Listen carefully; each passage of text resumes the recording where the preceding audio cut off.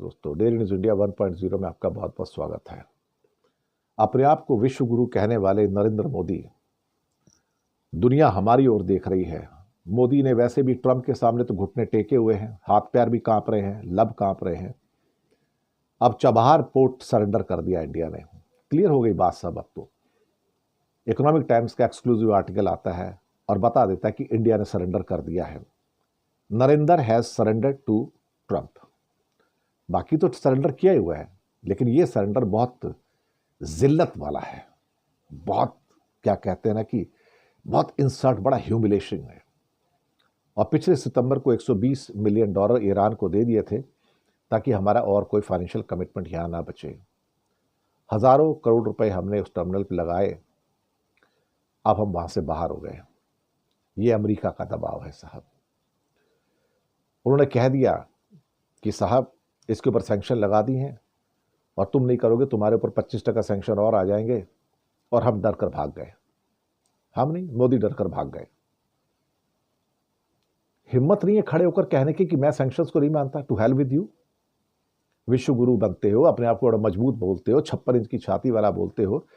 इतनी हिम्मत नहीं कि सामने खड़े होकर बोल सको उसको कि मैं तुम्हारी बात नहीं मानता। लेकिन सब जब टांगे कांप रही हो, हाथ कांप रहे हो, होठ कांप रहे हो, तो कोई क्या करेगा। और ये आदमी रोज इंसल्ट करता है। ये कहते हैं कि हम विश्व गुरु हैं, दुनिया हमारी ओर देख रही है। ये रोज आता है, हमको थप्पड़ मार के जाता है। ट्रंप डेली थप्पड़ मारता है। अब हमारे से चबहार पोर्ट भी छीन लिया।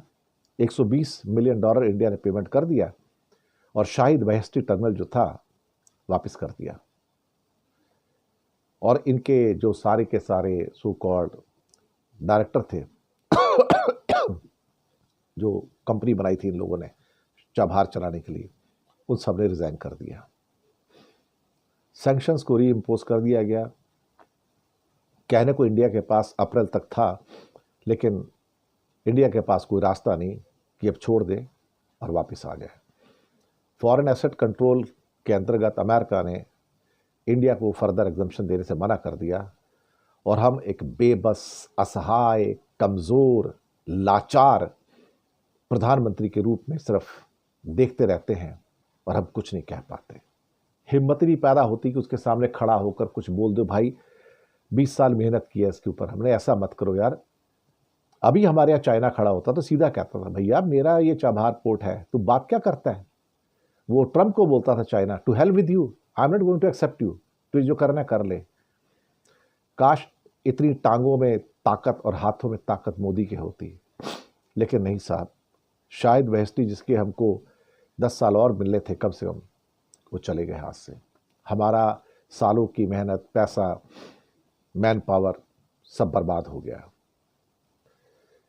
पता नहीं हम अल्टीमेटली वो हिम्मत क्यों नहीं पैदा कर पाते दुनिया में कि हम किसी के सामने खड़े हो सकें। इतने डरपोक लीडरशिप, इतनी बेबस, इतनी असहाय, हाथ कांपते हुए, टांगे कांपती हुई, लब कांपते हुए। शर्म आती है साहब कि भारत का प्रधानमंत्री ऐसा है जिसके अंदर कुछ कहने की हिम्मत नहीं, बात करने की हिम्मत नहीं। और दूसरी जगह जाके इंडिया में भाषण देता है, मैं वो आदमी हूं जो रिस्क लेता हूं, बाकी कोई लोग रिस्क नहीं लेते, मैं रिस्क लेता हूं। यहां जाना रिस्क लेना, बाप खड़ा है सामने, वो इंडिया का बाप खड़ा है सामने अमेरिका में। यहां रिस्क ले जरा जाके, और भारत की इज्जत तो बचा कम से कम। पर तू तो अपनी इज्जत बचा रहा प्रधानमंत्री, तू हमें क्या बचाएगा अल्टीमेटली। शर्म आती है कि ऐसा देश का हमारा प्रधानमंत्री है जो ना अपनी इज्जत बचा सकता है, ना 140 करोड़ की इज्जत बचा सकता है। Shameful, absolutely. Thank you.